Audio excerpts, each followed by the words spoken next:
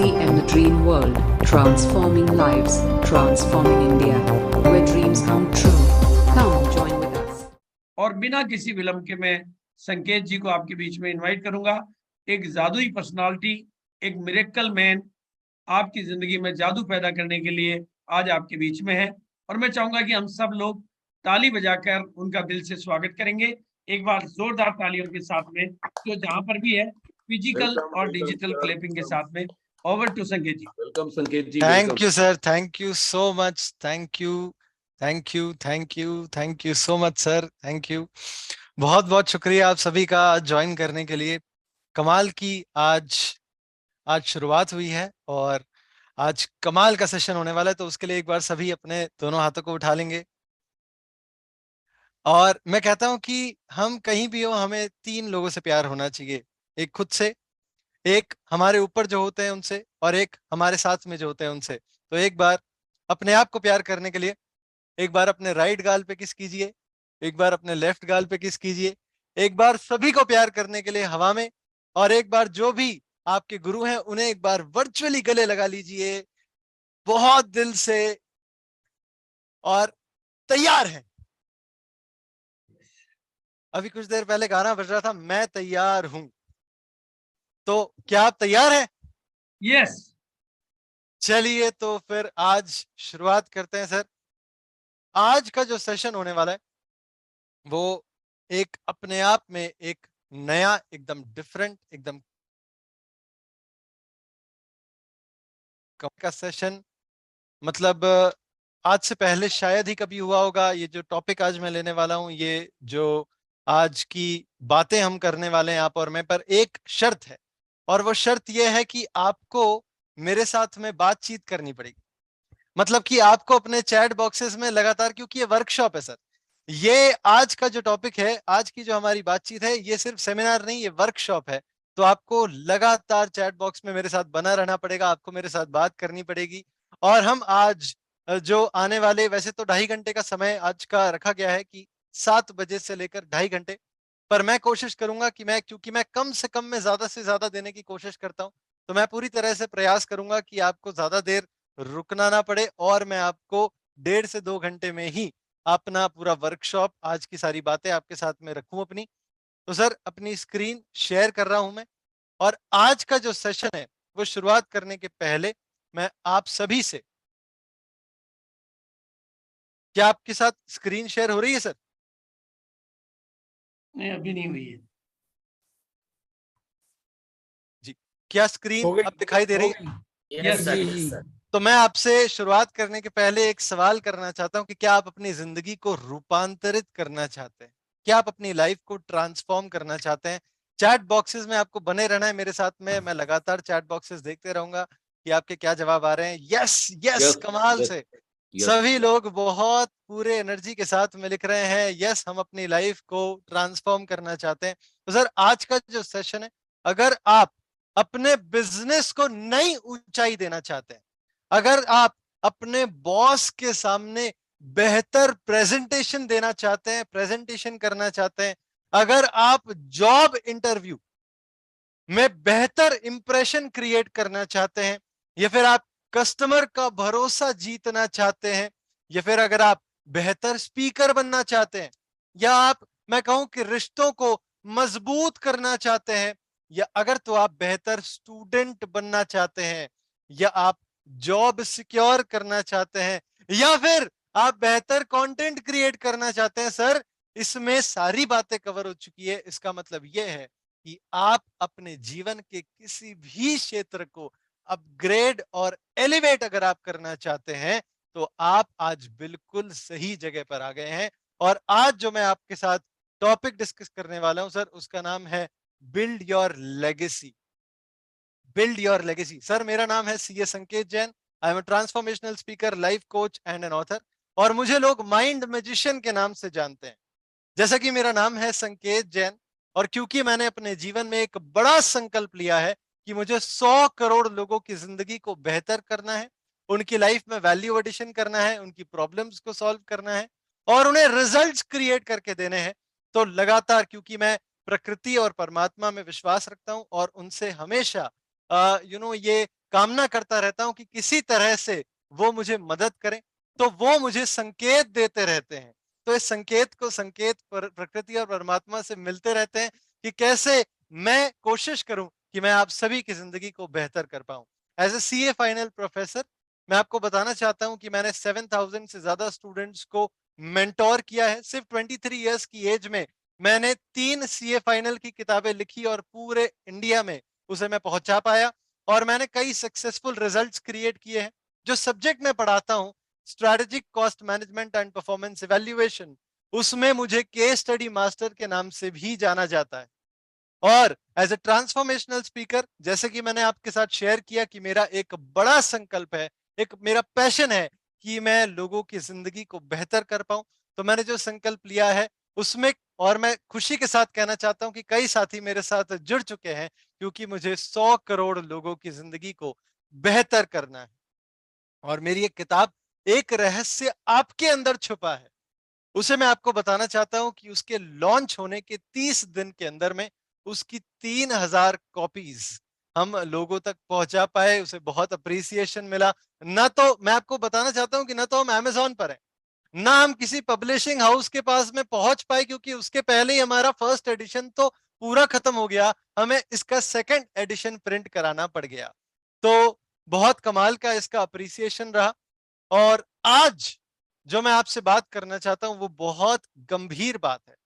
तो सबसे पहली जो बात आपसे करना चाहता हूं वो ये है कि जैसे मैंने अपने जीवन में एक बड़ा संकल्प लिया है, वैसे ही ये मैं इसलिए ले पाया क्योंकि मुझे एक बात समझ में आई। ध्यान से सुनिएगा।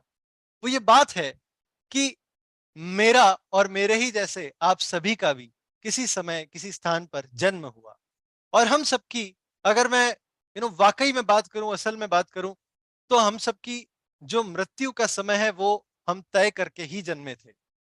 तो सवाल ये है, जो बहुत बड़ा सवाल है कि, और ये कई लोग अपने आप से ये सवाल पूछने में कतरा जाते हैं कि आपके जन्म और मृत्यु के बीच का जो समय है उसमें आप क्या करने वाले, वो आपको क्यों मिला है, यानी कि आप उसमें ऐसा क्या करने वाले हैं, ऐसी कैसी जिंदगी आप जी रहे हैं, ये जीने वाले हैं अब से, कि आप इस दुनिया के ऊपर अपनी एक छाप छोड़ के जा पाए। और उसके लिए आपको पता होना चाहिए कि आपका उद्देश्य क्या है, आपके जीवन का लक्ष्य क्या है। What is your goal of life, यानी कि आपके जीवन का लक्ष्य क्या है, आप क्या करना चाहते हैं। और मैं हमेशा जब भी गोल सेटिंग की बात करता हूं, वैसे तो आपने बड़े बड़े स्पीकर्स को गोल सेटिंग के ऊपर सुना होगा सर, वैसे तो आपने यूट्यूब पर कई वीडियोस इसके देखे होंगे, हो सकता है आप में से कुछ लोगों ने गोल सेटिंग के ऊपर ट्रेनिंग भी ली हो। पर आज जो मैं आपसे कुछ बातें करने वाला हूं गोल्स के बारे में, वो अपने आप में एक कमाल की चीज है, क्योंकि इस तरह से शायद ही आप में से किसी ने अपने गोल सेटिंग को सुना होगा।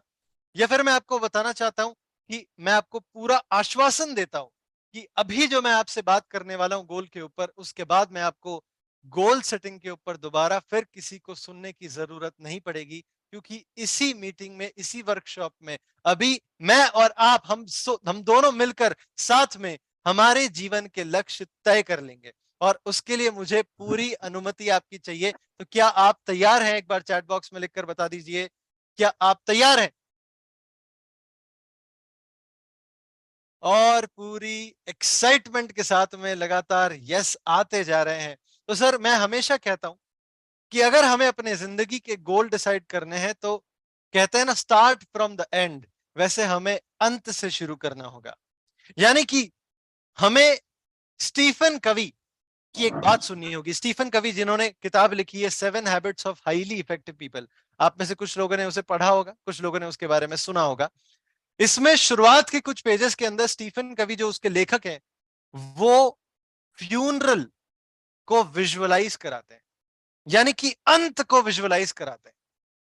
और मैं हमेशा कहता हूं कि अगर हमें यह डिसाइड करना है कि हमारे जीवन का लक्ष्य क्या है, तो हमें अंत से शुरू करना पड़ेगा। यानी कि हमें एक बार सोचना पड़ेगा।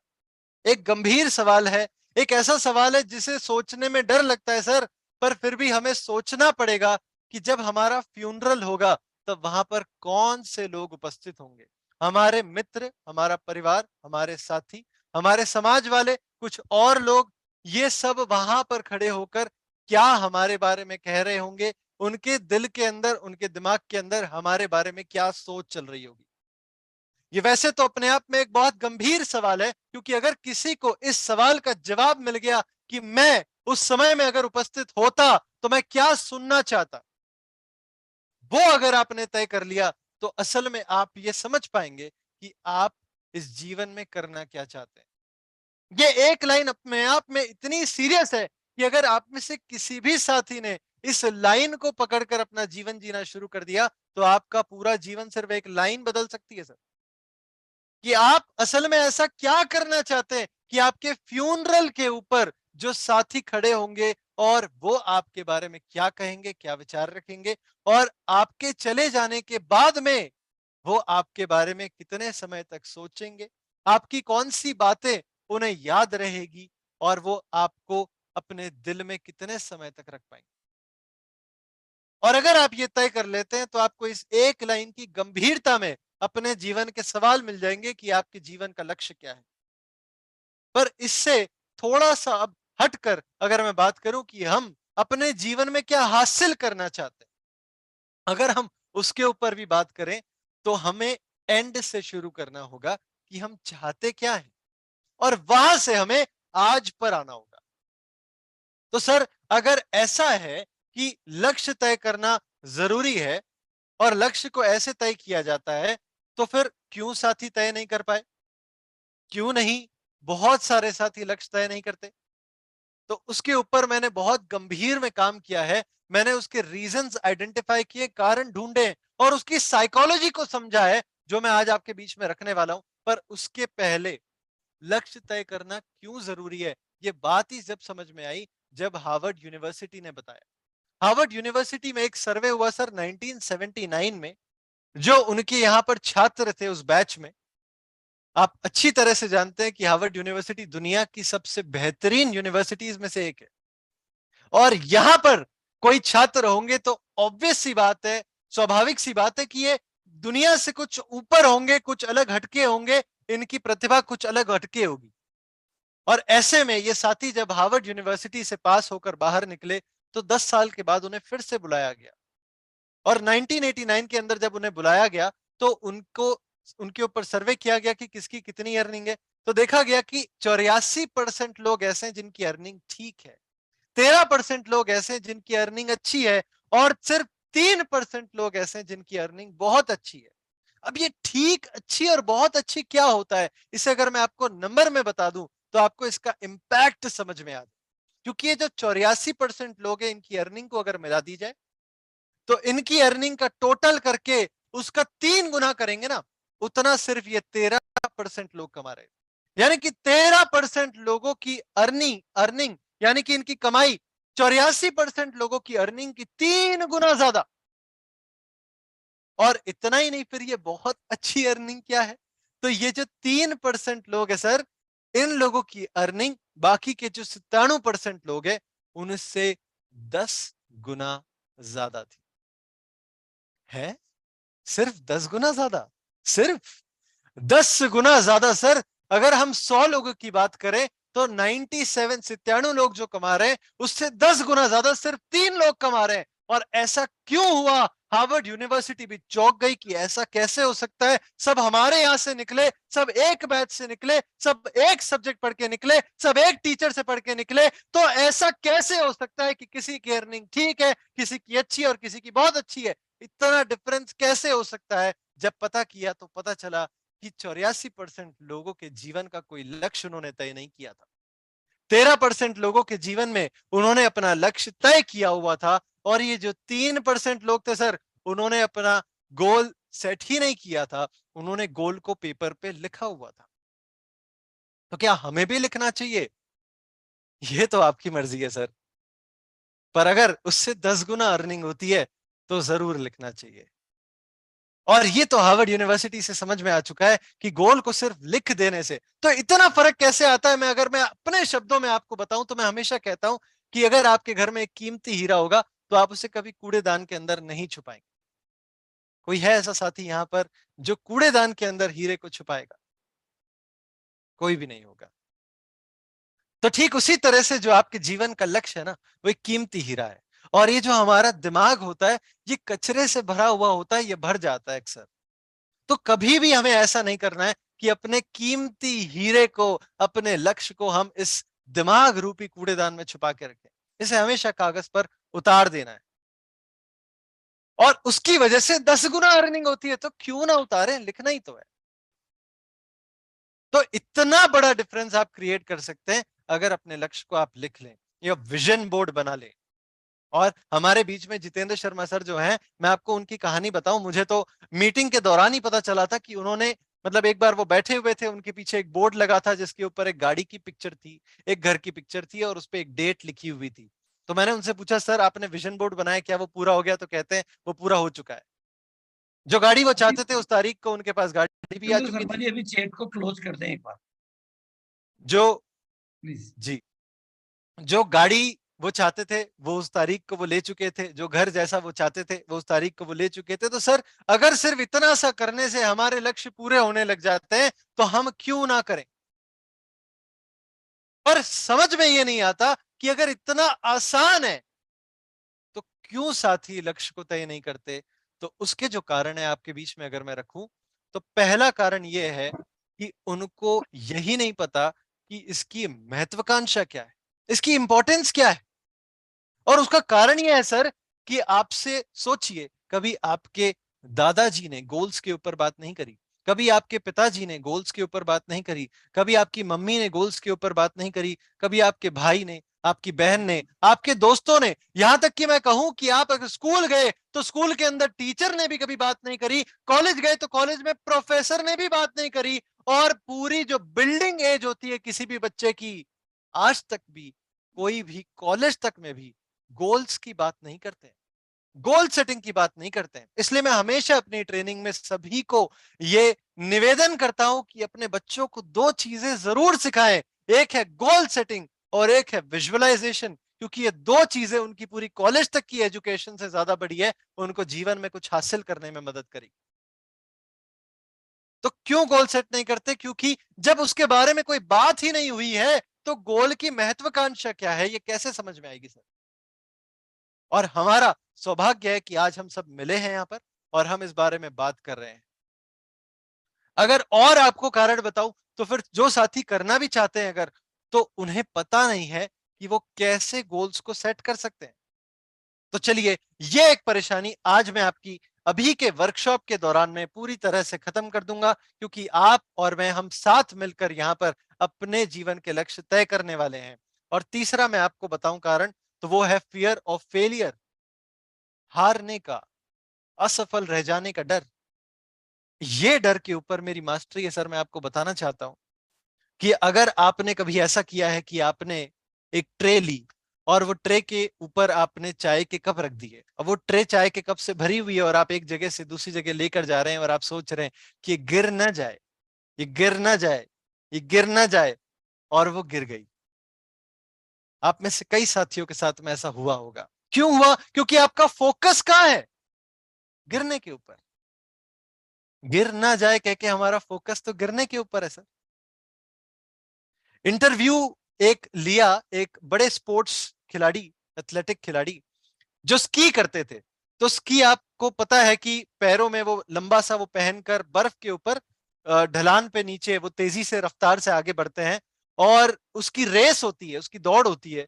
तो एक बार न्यूज इंटरव्यूअर ने एक बड़े खिलाड़ी का इंटरव्यू लिया, उनसे पूछा कि सर आप बर्फ के ऊपर होते हैं तो बर्फ वैसी चिकनाहट में होती है, आपने पहना होता है, तो आपके हाथ में पूरा अपनी स्पीड का कंट्रोल नहीं है, आप चाहें कि अभी के अभी रुक जाएं तो आप शायद नहीं रुक पाएंगे।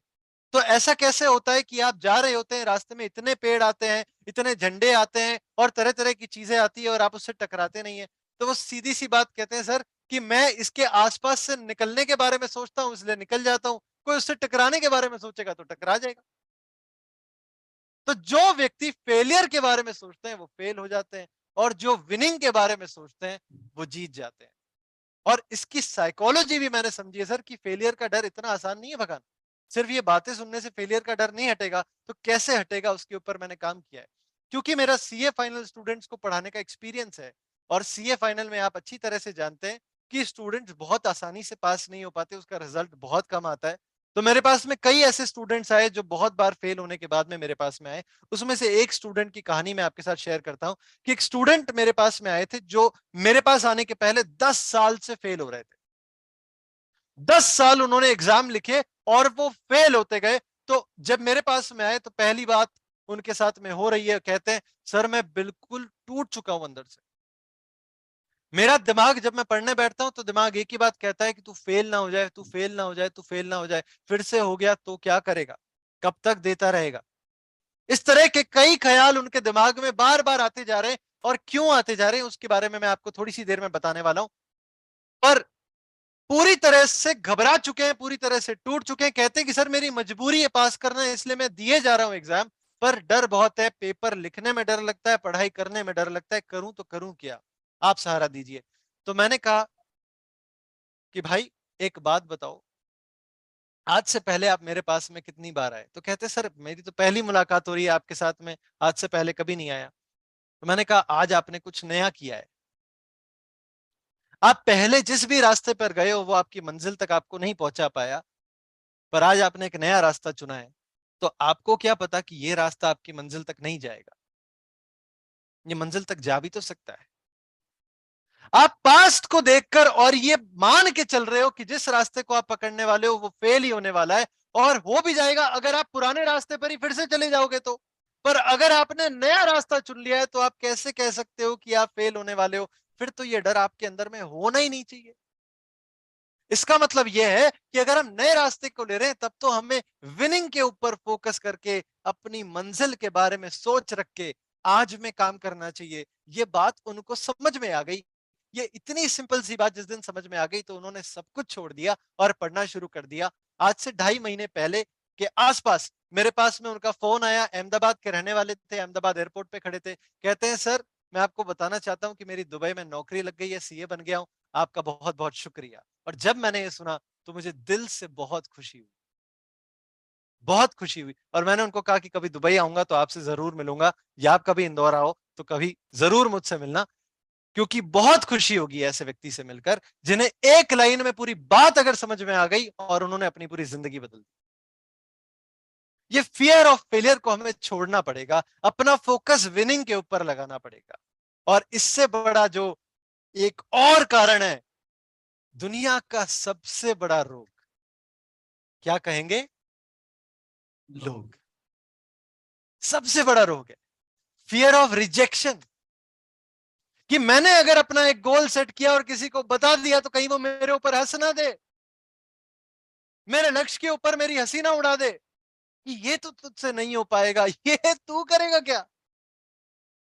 ऐसी चीजों से भी डर लगता है।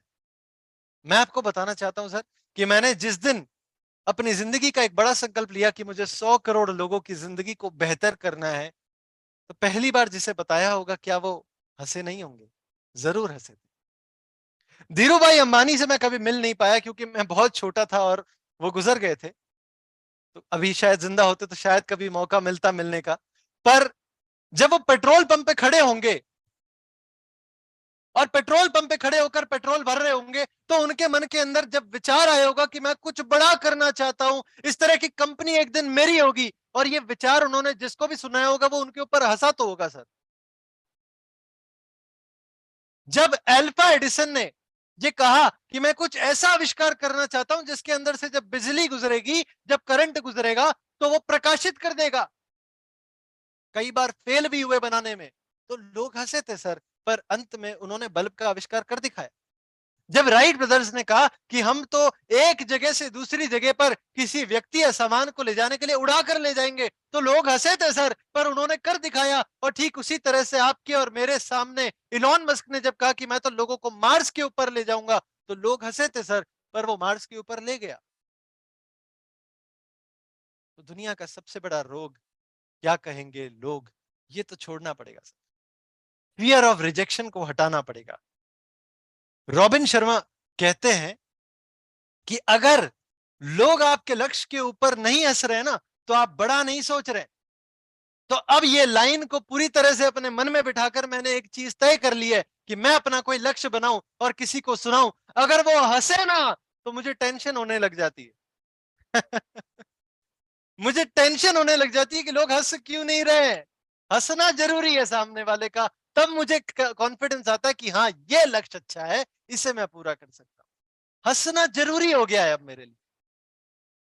तो अगर आपने कभी कोई लक्ष्य अपना बनाया और लोग आपके उस लक्ष्य के ऊपर हंसे हैं, तो मान लीजिए कि आपका लक्ष्य एकदम सही है, एकदम बराबर है।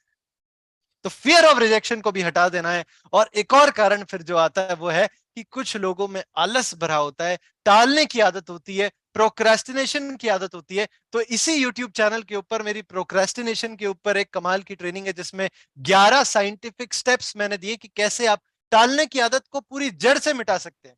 तो ये ट्रेनिंग देखने के बाद में अगर आप देखना चाहें, ये कल जब भी आप देखना चाहें तो उसे आप जरूर देख सकते हैं। तो ये सब अब अगर हम हटा दें तो अपने जीवन का लक्ष्य हम तय कर पाएंगे। और करना इसलिए जरूरी है सर, क्योंकि दुनिया की सबसे बड़ी स्टोरी जापान की मैं आपको सुनाने जा रहा हूं कि हिरोशिमा और नागासाकी में 1945 में जब न्यूक्लियर बॉम्ब ब्लास्ट किए गए, जब ब्लास्ट हुआ तो वो पूरा शहर खत्म हो चुका था। शहर ही नहीं, उसके आसपास की जगहों पर भी बहुत बड़ा इंपैक्ट क्रिएट हुआ था। इतना कि पूरा जापान हिल गया था, पूरा डूब गया था, उसकी पूरी अर्थव्यवस्था डूब गई थी। 1945 में जब ऐसा हुआ तो आने वाले कई सालों तक जिन बच्चों का जन्म हुआ वो असक्षम पैदा हुए, शारीरिक रूप से या फिर मानसिक रूप से, या दोनों तरह से असक्षम थे। यानी कि ये प्रभाव को आप आज तक 1945 से लेकर 2022 इतने सालों तक आप आज भी जाकर कुछ कुछ लोगों में इसका प्रभाव देख सकते हैं। पूरी जमीन के अंदर रेडिएशन बहुत ज्यादा फैल गया था, जिसकी वजह से पीने का पानी भी खराब हो गया था, फसल भी खराब हो गई थी, हर चीज नष्ट हो गई, तबाह हो गई। 5 साल जापान ठीक इसी हालत में गुजरता रहा, पूरी तरह से डूबा हुआ, पूरी तरह से खत्म, एक तरह से पूरा एक देश खत्म हो रहा था। पर उन्होंने 5 साल खत्म होने के बाद में परेशान होकर एक बड़ा संकल्प ले लिया कि अब कुछ करना पड़ेगा भैया। सिर्फ गवर्नमेंट नहीं, सारे साथी, सारे लोग उनके साथ आ गए और एक बड़ा संकल्प लिया कि आने वाले 10 साल के अंदर दुनिया के नंबर 1 कॉटन मैन्युफैक्चर करने वाले हम देश बनेंगे। मैं आपको बताना चाहता हूं कि रुई उगाने के लिए, कॉटन को उगाने के लिए जमीन उस तरह की होनी चाहिए, पर ना इनके पास में उस तरह की जमीन है। भौगोलिक कंडीशन के हिसाब से वो है ही नहीं। और अगर होती भी तो रेडिएशन का असर इतना है न्यूक्लियर ब्लास्ट के बाद में कि आप कुछ कर ही नहीं सकते। पर ऐसे में उन्होंने डिसीजन ले लिया कि अब कुछ भी विषम परिस्थिति आ जाए, हम तो अपना लक्ष्य तय कर चुके हैं।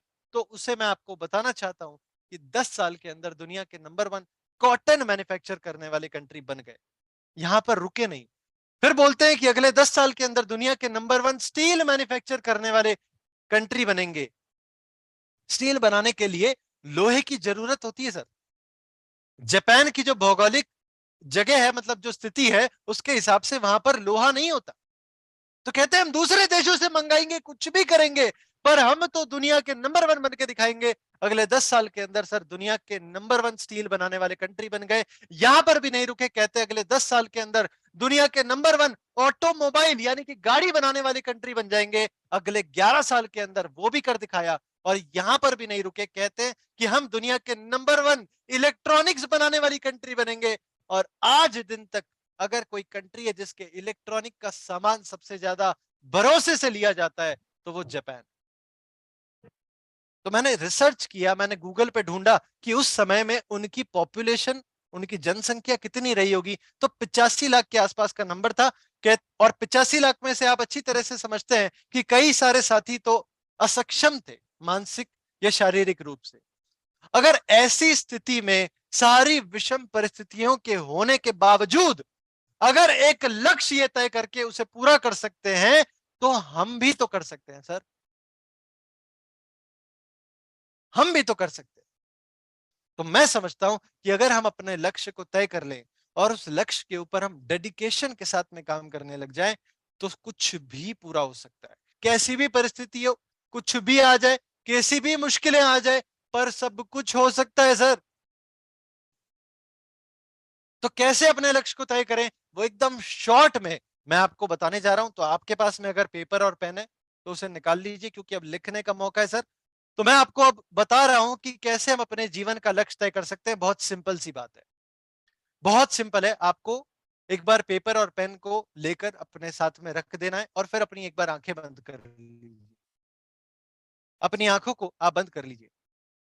अपनी आंखें बंद करके अब जो मैं आपसे कह रहा हूं आपको उसके बारे में सोचना है कि अगर मैं आपसे कहूं कि इसी पल इसी समय में अगर मैं सिर्फ चुटकी बजाऊं या आप चुटकी बजाएं, इतने से समय में आप जिंदगी में जो भी चाहते हैं वो पूरा हो जाए, जिसके लिए आपको ना कुछ करना पड़े, ना कुछ देना पड़े, कुछ भी नहीं, कोई कंडीशन नहीं है, सिर्फ ये चुटकी बजाई और इतने में आप जिंदगी में जो कुछ भी चाहते हैं वो अगर आप हासिल कर लें तो वो क्या होगा, उसे आप पेपर पर लिख दीजिए। उसे आप आंखें खोलकर अपने पेपर पे लिख दीजिए। क्या चाहते हैं आप, क्या हासिल करना चाहते हैं।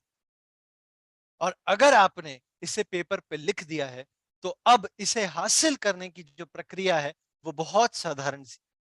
आप बड़ी से बड़ी किताब पढ़ेंगे तो उसमें बहुत डिटेल में 12 स्टेप बताए जा रहे होंगे, और मैं आपको बहुत शॉर्ट में बता रहा हूं कि आपको करना क्या है, एकदम सिंपल भाषा में, कि सबसे पहले आपको यह देखना है कि इसे हासिल करने के लिए आप कौन कौन से छोटे लक्ष्य बनाकर उसे पूरा करने वाले हैं। कौन से छोटे लक्ष्य आपको बनाने हैं और उन्हें पूरा करना है ताकि ये बड़ा लक्ष्य जो आपने जीवन में बनाया है वो आप पूरा कर सके। एग्जाम्पल में अगर आपको दूं तो मैं आपको बताना चाहता हूं कि जैसे अगर आपने लक्ष्य बनाया कि मैं तो अपनी जिंदगी में पूरी दुनिया घूमना चाहता हूं, तो पूरी दुनिया घूमने के लिए आपको कितने रुपए बचाने पड़ेंगे, उसे बचाने के लिए पहले कितने कमाने पड़ेंगे, उसे कमाने के लिए आपको क्या काम करना पड़ेगा, वो करने के लिए आपको क्या सीखना पड़ेगा, वो सीखने के लिए आपको कहां जाना पड़ेगा, वो जाने के लिए आपको क्या करना पड़ेगा। ये छोटे छोटे लक्ष्य बना लीजिए तो आपका बड़ा लक्ष्य पूरी दुनिया घूमने का पूरा हो सकता है। एक एक करके पूरा करेंगे तो एक सीढ़ी दर सीढ़ी चढ़ते जाएंगे और उस लक्ष्य तक पहुंच जाएंगे। पर ये सब कुछ करने में आपको एक चीज करनी पड़ेगी जिसका नाम है स्वॉट analysis. Strength weakness opportunity threat. Strength weakness opportunity threat, यानी कि स्ट्रेंथ मतलब शक्तियां, वीकनेस मतलब कमजोरियां, अपॉर्चुनिटी मतलब मौका, मौका मिले तो लगा दो चौका, और थ्रेट मतलब कौन सी मुश्किलें, कौन सी चुनौतियां जो है आपको सामना करना पड़ेगा जिनका। ये चार चीजों के ऊपर हमें काम करना है। तो एक नए पेज के ऊपर बीचों बीच एक बड़ा सा प्लस बना लीजिए ताकि आपके पास में चार खाने हो जाए। स्ट्रेंथ के लिए अलग, वीकनेस के लिए अलग, अपॉर्चुनिटी के लिए अलग और थ्रेट के लिए अलग। शक्तियां, कमजोरियां, मौके और चुनौतियां, चारों के लिए अलग अलग खाने बना लीजिए। और इसमें से जो शक्तियां हैं उस खाने को आप दो हिस्सों में बांट दें। शक्तियों के खाने को दो हिस्सों में बांट दें। ठीक उसी तरह से जो मौके वाला खाना है उसे भी आप दो हिस्सों में बांट दें। मौके वाला बॉक्स भी दो हिस्सों में बांटना है, शक्तियों वाला बॉक्स भी दो हिस्सों में बांटना है। जी, अब जो मैं आपको बता रहा हूं वो ध्यान से सुनिए कि सबसे पहले आपको यह देखना है कि इस लक्ष्य को पाने के लिए आपके पास में कौन कौन सी शक्तियां ऑलरेडी है, कौन कौन सी शक्तियां आपके पास में है।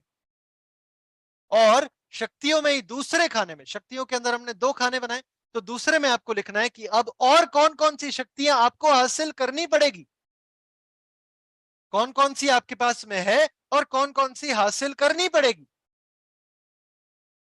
और ठीक उसी तरह से आपको कमजोरियों वाले खाने में यह ढूंढना है कि आपके अंदर में कौन सी कमजोरियां हैं जो आपको यह लक्ष्य पूरा करने नहीं देगी।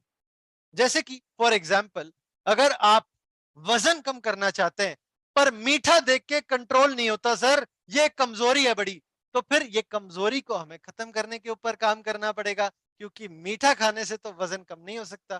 तो ये कमजोरी है, इसे कमजोरी वाले खाने में हमें लिखना चाहिए कि हमारे अंदर की कमजोरी है, इसे हमें खत्म करना पड़ेगा। ठीक उसी तरह से जब मौके वाले खाने पर आते हैं तो वहां पर भी हमने दो में बांट दिया था, उसे दो हिस्से उसके कर दिए थे। तो एक आपको यह लिखना है कि ऐसे कौन से मौके हैं जो आपके ध्यान में आ रहे हैं कि आपके पास में है, कौन से ऐसे मौके हैं जो आपके पास में है ऑलरेडी, जो आपको इस लक्ष्य को पूरा करने में मदद करेंगे, और ऐसे कौन से मौके हैं जो आपको चाहिए, अभी है नहीं पर आपको इस तरह के मौके मिल जाएं तो आप इस लक्ष्य को बहुत आसानी से पूरा कर लेंगे। तो ऐसे कौन से मौके हैं जो आपको चाहिए। और फिर अगर मैं बात करूं चुनौतियों की, तो यहां पर आपको लिखना है कि किस तरह की चुनौतियां हैं जो आपके सामने आ सकती है। जैसे फिर से अगर वजन कम करने वाला ही एग्जांपल लूं कि वजन कम करना है, पर आपको ध्यान आया कि अभी तो मेरे दोस्त की या मेरे दोस्त के घर में कई सारी शादियां होने वाली है इस महीने, तो मुझे तो वो शादी में जाना ही पड़ेगा, शादी में जाएंगे तो वहां पे खाना खाना ही पड़ेगा, तो फिर वजन कम नहीं हो सकता। अब ये एक चुनौती है। इसका मतलब ये नहीं है कि इस चुनौती के सामने हम घुटने टेक के बैठ जाएं, इस चुनौती से हार मान जाए, ऐसा नहीं है। चुनौती अगर पहले से हम यहां पर लिख लेते हैं तो हम फिर सोच सकते हैं कि इसके साथ में हमें डील कैसे करना है, कैसे इसे परे करके हमें अपने लक्ष्य को पूरा करने के लिए आगे बढ़ना है। तो हमने अब जो बात करी है वो ये है कि हमारे पास हमें कौन सी शक्तियां हैं, कौन सी शक्तियों की हमें जरूरत है, कौन सी कमजोरियां हैं जिन्हें हमें हटाना पड़ेगा, कौन से मौके हैं, ये कौन से मौके चाहिए, और कौन सी चुनौतियां हमारे सामने आने वाली है। अब इस पूरे कार्यक्रम में आपको यह पता करना है कि हर एक चीज के अंदर, जैसे शक्तियां अगर मुझे हासिल करनी है, कोई मेरे पास में है नहीं पर जरूरी है हासिल करनी है, तो उसके लिए आपको कौन से कोर्स की, कौन से साथी की मदद लेनी पड़ेगी, किसकी आपको मदद लेनी पड़ेगी, तो उस साथी का आपको नाम लिखना पड़ेगा। जैसे आपको अपने गुरु की मदद लेनी है तो गुरु का नाम लिख दीजिए, ताकि आपको पहले से पता रहे कि इस मदद के लिए आपको उन तक जाना है, उनसे मदद लेना है। अगर आपने इतना सा प्लानिंग कर लिया, ये आपको पूरी मैंने प्लानिंग करना बता दी है सर कि आप अपने लक्ष्य को हासिल करने के लिए प्लान कैसे कर सकते हैं, इतना सा काम अगर समझ में आ गया और हमने कर लिया, तो हम अपने लक्ष्य को पूरा करने की राह पर बहुत आगे बढ़ जाएंगे। तो यह है हमारे लक्ष्य को पूरा करने का जरिया। तो यहां से एक बार फिर से मैं आपको उस बात पर लाना चाहता हूं जिससे मैंने शुरुआत की थी कि हमारे जन्म लेने के समय और हमारे मृत्यु के समय के बीच में जो पूरा समय हमें मिला है, असल में हमें यह सोचना है कि हम इस जीवन में करना क्या चाहते हैं। हमारे जन्म होने का कुछ तो उद्देश्य होगा। ये जो पूरा अभी हमने बात करी वो तो कुछ हासिल करने का है, तो वो अपने आप में एक अलग जगह पर है, वो अपने आप में एक अलग लक्ष्य है। पर यह लक्ष्य के बारे में भी हमें सोचना पड़ेगा कि हम असल में किस उद्देश्य के साथ में जन्मे, क्या कारण है हमारे जन्म। उसके ऊपर भी आपके साथ में कुछ बातें करने वाला हूं। पर इसके साथ में एक चीज जो मुझे जीवन में समझ में आ गई है वो ये है कि आपका कुछ भी लक्ष्य हो, पर एक चीज आपको हमेशा करनी चाहिए कि आपको अपनी जिंदगी खुलकर जीनी चाहिए, खुशी के साथ, खुलकर, हमेशा सकारात्मकता के साथ में। सुबह उठे तो ऐसा लगना चाहिए कि चिड़िया की चहचहाहट के बाद में हमारी जो आवाज है उसकी चहचहाहट है, हमारी जो मुस्कान है वो दुनिया की सबसे बेहतरीन मुस्कान है, उसके साथ में हमें उठना चाहिए। उसके ऊपर मैं आपको एक वीडियो दिखाना चाहता हूं।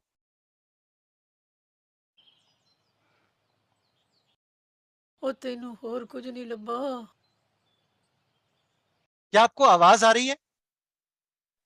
यस, आ रही है, आ रही है। ਟੀਪੂ ਉਹ ਟੀਪੂ ਪਤਾ ਨਹੀਂ ਕਿੱਥੇ ਮਰ ਗਿਆ ਹੈ। ਟੀਪੂ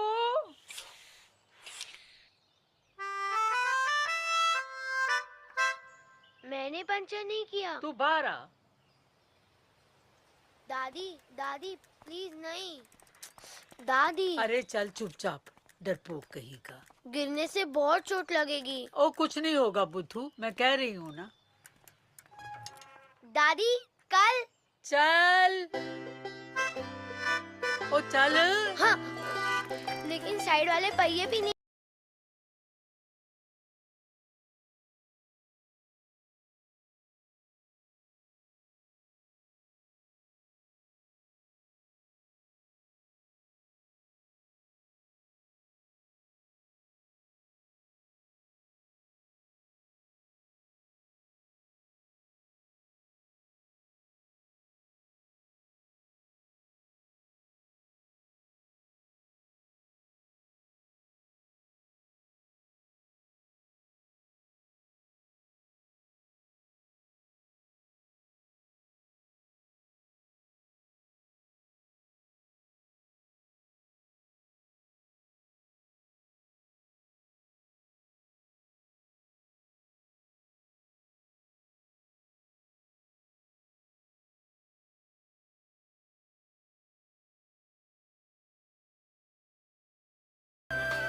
तो हमेशा अपनी जिंदगी को खुलकर जिए, खुशी के साथ जिए।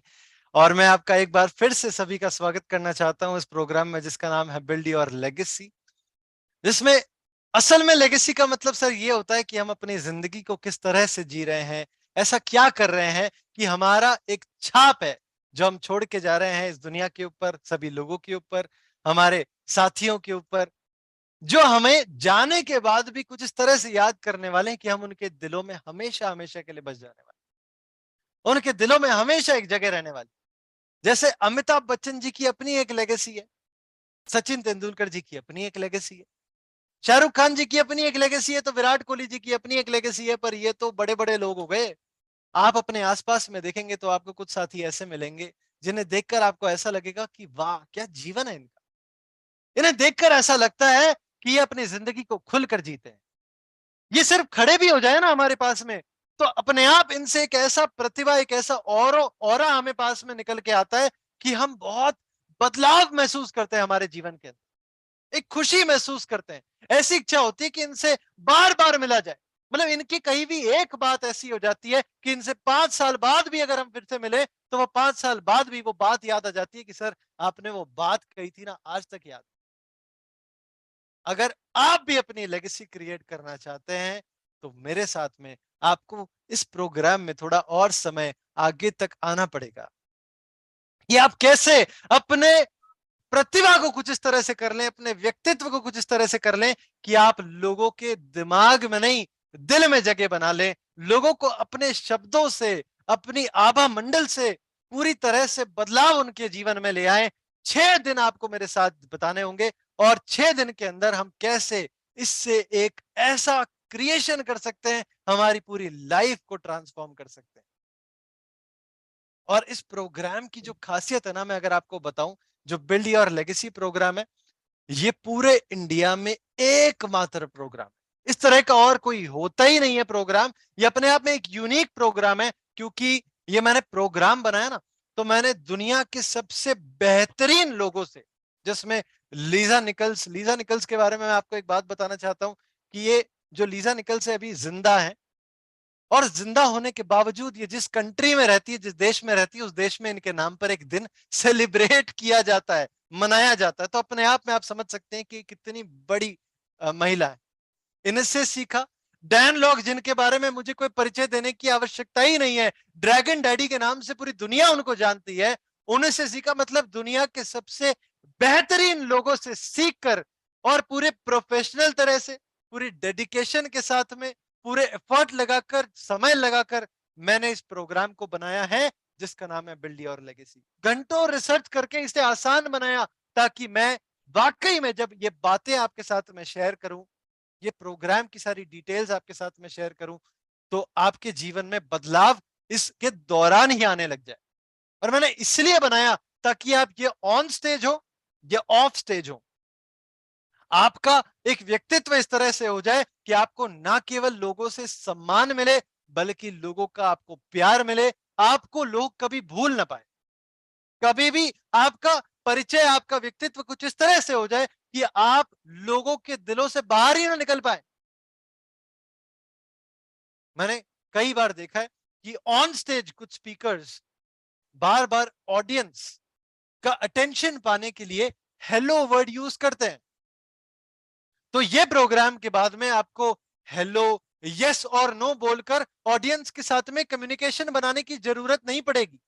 आप ऑर्गेनिकली कैसे कम्युनिकेशन बना सकते हैं ये आप सीख जाएंगे। इतना ही नहीं, आपको, आप कभी भी किसी भी व्यक्ति से बात करें, चाहे आप एक व्यक्ति से बात करें या हजारों लोग आपके सामने खड़े हो जिनसे आप बात कर रहे हो, आपको कभी भी अपनी बात रखने के लिए, ऑडियंस का अटेंशन पाने के लिए अपनी आवाज को ऊंची करने की जरूरत नहीं पड़ेगी। क्योंकि मैं आपसे धीमी आवाज में भी बात करूंगा ना, तो आपका पूरा ध्यान मेरे ऊपर ही रहेगा। उसके लिए मुझे आवाज को ऊंची करने की जरूरत नहीं है। ठीक उसी तरह से आप अपनी आवाज से लोगों को इंस्पायर कर पाएंगे, उनके जीवन में बदलाव ला पाएंगे। अब यहां पर मैं आपके साथ में 2 बातें शेयर करना चाहता हूं। पहला ये कि जब भी मैं आवाज शब्द का इस्तेमाल करूंगा तो आवाज से मेरा मतलब ये नहीं है कि जो आपके गले से निकल रही है वो आवाज है। आवाज का एक गहरा मतलब है जो मैं आपके साथ में बिल्ड योर लेगेसी के दौरान शेयर करने वाला हूं। इतना ही नहीं, जब मैं ऑडियंस शब्द का इस्तेमाल करूंगा तो ऑडियंस का मतलब यह नहीं है कि आप स्टेज पे खड़े हैं, आपके सामने कई सारे लोग मौजूद हैं। आप एक व्यक्ति से भी बात कर रहे हैं तो वो आपकी ऑडियंस है। यानी कि जो भी आपको अगर सुन रहा है, एक हो या हजार हो, वो आपकी ऑडियंस है। और ठीक उसी तरह से अगर आप एक व्यक्ति से भी बोल रहे हैं या हजार व्यक्ति से भी बोल रहे हैं तो आप स्पीकर है। तो इन शब्दों का प्रयोग मैं कुछ इस तरह से करने वाला हूं। और आज के प्रोग्राम में मैंने इस छोटे से हिस्से जो आज मैं आपके बीच में कवर करने वाला हूं उसको 5 फेज के अंदर मैंने बांट दिया है। तो पहला फेज है कि स्किल सबके अंदर में मौजूद है। दूसरा फेज है कि सम्मान या फिर प्यार। तीसरा फेज है कि हम अपने आप को कुछ इस तरह से बना लें कि हमें कोई कभी भुला ना पाए, और वो कैसे हो सकता है।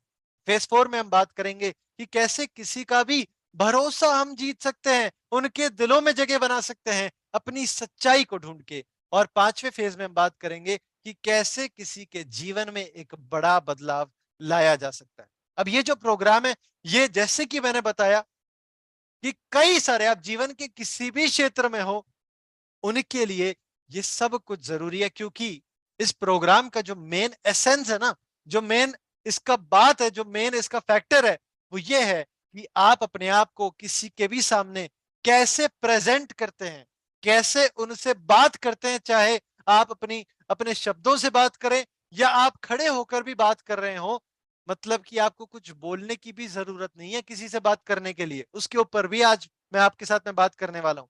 तो ऐसा जब आप करें तो किस तरह से करें कि सामने वाले के ऊपर, सुनने वाले के ऊपर एक गहरा प्रभाव पड़े, उनके जीवन में बदलाव आना शुरू हो जाए। तो ये मतलब ये ऐसी चीज है कि स्किल किसके अंदर है, तो बच्चों के अंदर भी है, तो उसी तरह से बड़ों के अंदर भी है। तो ये जो प्रोग्राम है 14 वर्ष की आयु के बच्चे से लेकर किसी भी उम्र के व्यक्ति के लिए, चाहे वो प्रोफेशनल हो या नॉन प्रोफेशनल हो, उससे फर्क नहीं पड़ता। चाहे आप एक व्यक्ति से बात करें या हजारों व्यक्तियों के सामने खड़े होकर बात करें, ये कोर्स आपकी मदद करेगा। तो पहले फेज की अगर मैं बात करूं कि स्किल सबके अंदर में मौजूद है, किसी के स्किल जागे हुए हैं तो किसी के स्किल सोए हुए हैं। अगर किसी के स्किल जागे हुए हैं तो उन्हें जगाना पड़ेगा। किसी के स्किल अगर जागे हुए हैं तो उन्हें समझना पड़ेगा कि कैसे उसे इंटेंशनली यूज कर सकते हैं। यानी कि अगर मैं आपसे बात कहूं कि जैसे नरेंद्र मोदी जी, वो अगर पूरे भारत के लोगों से आकर कुछ बात कहें तो ऐसा कभी भी नहीं होगा कि एक भी व्यक्ति की नजर उनसे हट जाए। उनका पूरा ध्यान नरेंद्र मोदी जी की बातों पर ही रहेगा, क्योंकि उनके अंदर ये स्किल है जो वो यूज करते हैं। पर मैं आपसे कहना चाहता हूं कि अगर वो फिर से दोबारा से अगर प्रधानमंत्री बनना चाहते हैं तो कहीं ना कहीं उन्हें भी इंटेंशनली यूज करना सीखना पड़ेगा कि कौन से स्किल को कहां पर, किस जगह पर, किसके सामने, कैसे, कितने समय के लिए, किस रूप में, किस तरह से इस्तेमाल करना है ताकि उसका एक गहरा प्रभाव पड़े। यानी कि अगर हमारे लिसनर के ऊपर हमें एक बड़ा इंपैक्ट क्रिएट करना है तो हमें यह समझना होगा कि हम स्किल को इंटेंशनली कैसे यूज कर सकते हैं। और दूसरे फेज में आपसे मैं बात करूं कि अगर दो व्यक्ति खड़े हों और दोनों व्यक्ति सेम टू सेम बात करें, पूरी समान बात है, कोई फर्क नहीं है, कोई अंतर नहीं है, तो भी ऐसा होगा कि आपको एक व्यक्ति की बात तो ठीक लगेगी पर एक व्यक्ति की बात आपको बहुत ज्यादा अच्छी लगेगी। ऐसा क्यों है? ऐसा इसलिए सर कि जिस व्यक्ति की बात आपको बहुत ज्यादा अच्छी लग रही है, उन्होंने वो बात कहते समय उसमें अपना टेक्सचर ऐड किया है, अपना एक फ्लेवर ऐड किया है, और इस वजह से जिस व्यक्ति की बात आपको बहुत ज्यादा अच्छी लगी है, उनकी जगह आपके दिल में बन जाएगी। उन्हें आप ना केवल सम्मान देंगे बल्कि प्यार देंगे। और मैं हमेशा कहता हूं कि नॉलेज आप कभी भी शेयर करेंगे ना किसी के साथ में, जो कि आप करते ही हैं, आप एक व्यक्ति से बात करें, हजारों व्यक्तियों के सामने खड़े हो जाएं, आप अपनी नॉलेज शेयर करने वाले। जब भी आप नॉलेज शेयर करेंगे तो आपको सम्मान तो मिलने ही वाला है, पर ऐसा कैसे करें कि सिर्फ सम्मान नहीं, प्यार मिलना शुरू हो जाए। क्योंकि सोचिए आज के समय में और आने वाले समय में सोशल मीडिया कितना ज्यादा हावी होने वाला है। कितने सारे व्यक्ति हैं जो लगातार हर समय अपनी नॉलेज शेयर करते हैं अलग अलग जरिए से। ये नॉलेज को आप जिससे बात कर रहे हैं वो भी लेते हैं, और वो जिससे बात कर रहे हैं यानी कि आप भी लेते हैं। आप सभी इन सारे क्रिएटर्स का सम्मान भी करते होंगे। पर आप इनमें से कितने लोगों से प्यार करते हैं? और हम ऐसा कैसे करें कि हम जिससे बात कर रहे हैं वो पूरे दिन में जो सुना है उसे वो याद नहीं है, पर हम जो उनसे कह रहे हैं वो उन्हें सालों साल के लिए याद हो जाए, हमारी पूरी व्यक्तित्व उनके दिल में बस जाए, उनके दिमाग में नहीं, हमारी जगह उनके दिल में बन जाए। कैसे कर सकते हैं? तो उसके लिए हमें इन टेक्निक्स को इंटेंशनली, इन स्किल्स को इंटेंशनली यूज करना आना चाहिए कि हम चाहे वैसा इंपैक्ट किसी भी सुनने वाले के ऊपर क्रिएट कर पाए। और उसके लिए हमें ऐसा व्यक्तित्व अपना बनाना पड़ेगा जिसे कभी कोई भुला ना जा सके, कभी कोई भूल ना पाए। और उसके लिए मैं हमेशा आपसे कहूंगा कि पहले आपको काम करना पड़ेगा खुद के ऊपर। यानी कि आपको जो आप खुद से बात करते हैं वो आपको ऐसी करनी पड़ेगी कि आपके जीवन में बदलाव आना शुरू हो जाए, आपकी ऑरा अच्छी होने लग जाए, क्लीन होने लग जाए। जिस ऑरा में कोई आए तो उसके ऊपर सिर्फ ऑरा से ही एक ऐसा इंपैक्ट पड़े कि उनके जीवन में खुशियां आने लग जाए, उनके जीवन में बदलाव आना शुरू हो जाए। तो पहला काम खुद के ऊपर करना पड़ेगा। और उसके बाद में आपको अगर ऐसा व्यक्तित्व अपना बनाना है कि आपको कभी कोई भुला ना जा सके, तो मैं आपको एक गोल्डन रूल दे रहा हूं। आप चाहें तो इस बात को लिख सकते हैं। मैं आपको एक गोल्डन रूल दे रहा हूं, एक गोल्डन प्रिंसिपल दे रहा हूं कि आपको अगर किसी के दिल में अपनी जगह बनानी है तो दिल में जगह बनाने से पहले और उसके लिए आपको अपने दिल के टुकड़े उनके साथ में बांटने पड़ेंगे। जब तक आप अपने दिल के टुकड़े किसी के साथ में नहीं बांटेंगे वो आपको अपने दिल में जगह नहीं दे सकते। और अपने दिल के टुकड़े बांटने के लिए आपको ढूंढनी पड़ेगी अपनी कहानियां, यानी कि आपको अपनी कहानी सुनानी पड़ेगी। देखिए, जैसे मैं अगर आपको यहां पर एक बात कहूं कि अगर आप अपनी जिंदगी में छोटे सवाल हटा दें और बड़े सवाल पूछना शुरू कर दें तो आपको हमेशा बड़े जवाब मिलेंगे। क्योंकि अगर कोई भी छोटे सवाल पूछेंगे तो उनको जिंदगी कभी बड़े जवाब लाकर नहीं देगी। अब ये बात आपको सही तो लग रही होगी, इस बात के लिए कहीं ना कहीं शायद आपके मन के अंदर मेरे लिए सम्मान भी आ रहा होगा कि यार बात तो कितनी अच्छी कही है, बात तो सही कही है। पर मैं आपको बताना चाहता हूं कि यह बात आप थोड़े समय के बाद में भूल जाने वाले। पर अगर मैं आपको कहूं कि दुनिया के सबसे मशहूर, सबसे सफल बास्केटबॉल खिलाड़ी माइकल जॉर्डन अपने बचपन में बहुत गरीबी में गुजरे, बहुत बहुत गरीब अवस्था से उनका जन्म हुआ। उस समय उस गरीब अवस्था में वो पले बड़े और बड़े हुए। और एक समय ऐसा आया जब उनके घर में खाने के लिए कुछ नहीं हुआ करता था।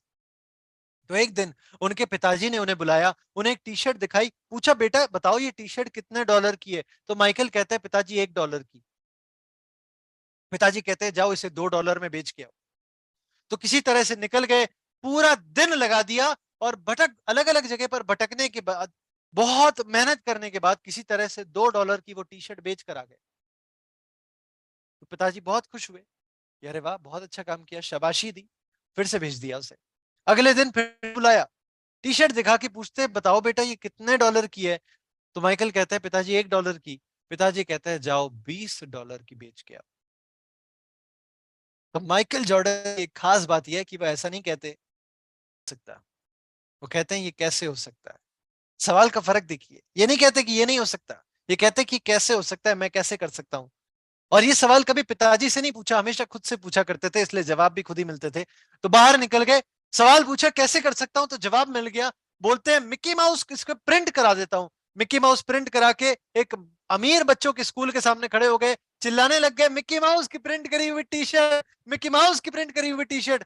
तो बच्चे ने देखा, बच्चे जिद करने लग गए, एक बच्चा बहुत जिद करने लगा।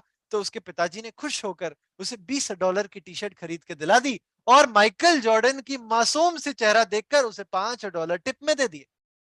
तो $25 लेकर माइकल जॉर्डन अपने पिताजी के पास पहुंच गए, उन्हें दे दिए। तो पिताजी ने कहा शाबाश बेटा बहुत बढ़िया।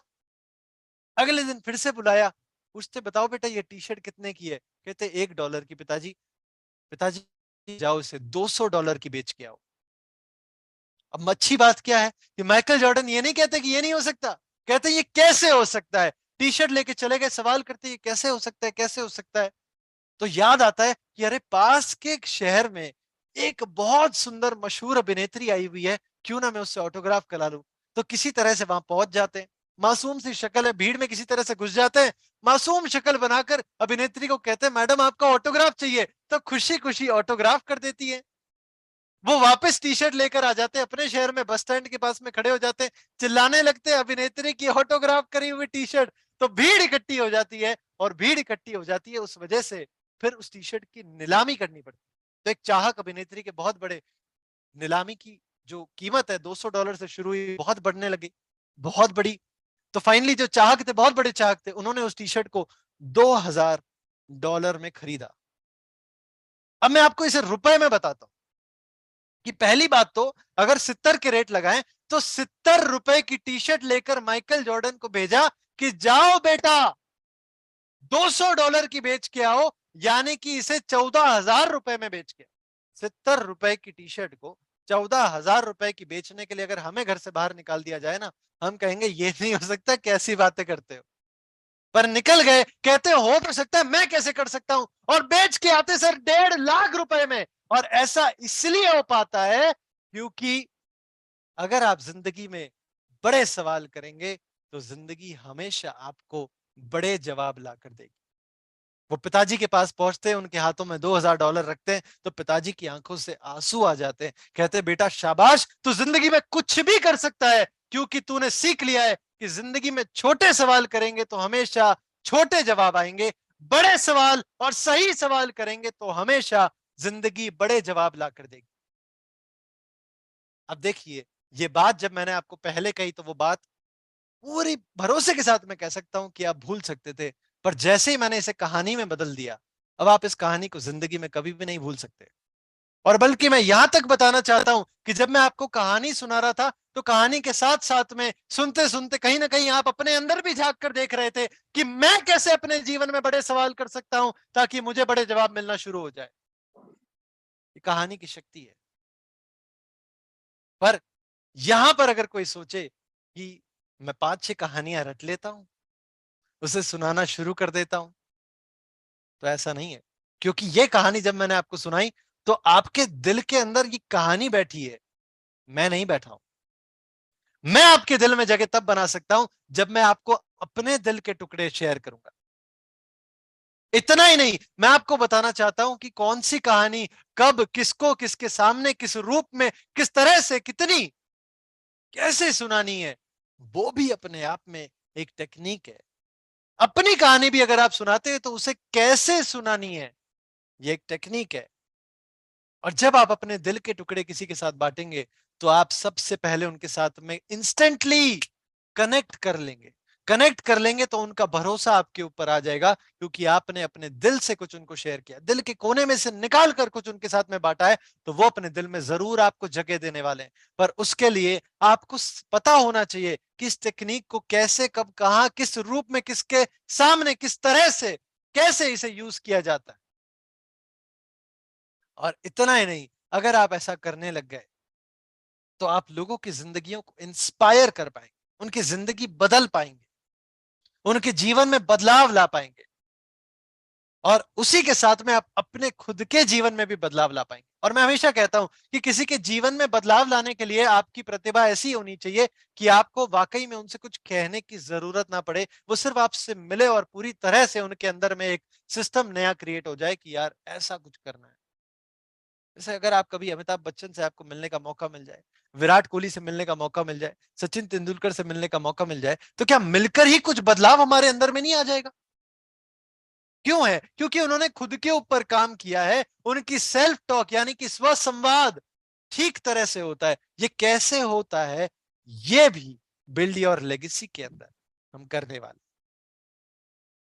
तो ये वाकई में एक यूनिक प्रोग्राम है, इंडिया में इस तरह का प्रोग्राम होता ही नहीं है। क्योंकि मैंने आपको बताया कि जिन लोगों से मैं सीख कर आया हूं वो अपने आप में मतलब दुनिया के सबसे बेहतरीन लोग हैं। उसके ऊपर मेरी रिसर्च, मेरा काम और मेरा एक्सपीरियंस मैंने इसमें ऐड किया है। कुछ ऐसी टेक्निक्स है जिसे इंडिया में कोई जानता ही नहीं है, पूरी तरह से साइंटिफिक टेक्निक्स है, साइकोलॉजी के ऊपर बेस्ड है। और कैसे किसी भी प्रोग्राम के अंदर ऐसा नहीं होता है कि वो आपकी ऑरा को सुधार दे, आपको सेल्फ यानी कि खुद से कैसे बात की जाती है वो आपको पता चल जाए। ये अपने आप में एक कमाल का यूनिक प्रोग्राम है। RCM The Dream World, transforming lives, transforming India, where dreams come true. Come